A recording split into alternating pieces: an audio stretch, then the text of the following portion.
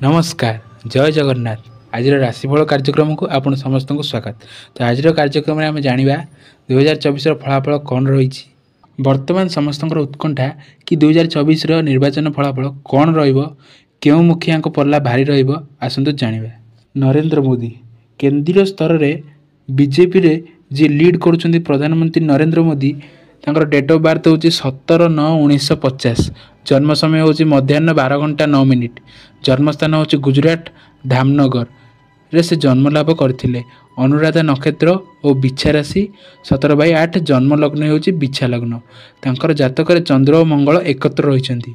वर्तमान मंगल महादशा तांकर चलती जहाँ 22/1/2021 रु आरंभ हो 2028 22 जानुआरी पर्यंत चलिबो। यह तांको पई मंगल मध्य साब्यस्त हेबो।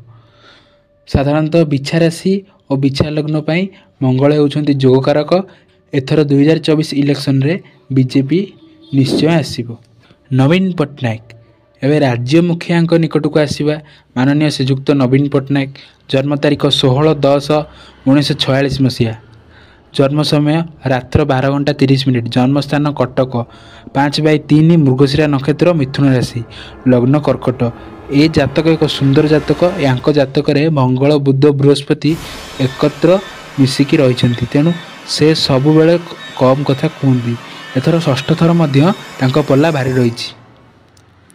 राहुल गांधी कांग्रेस युवराज राहुल गांधी जदि जन्मजातक देखा 19 जून 1970 मसीहा।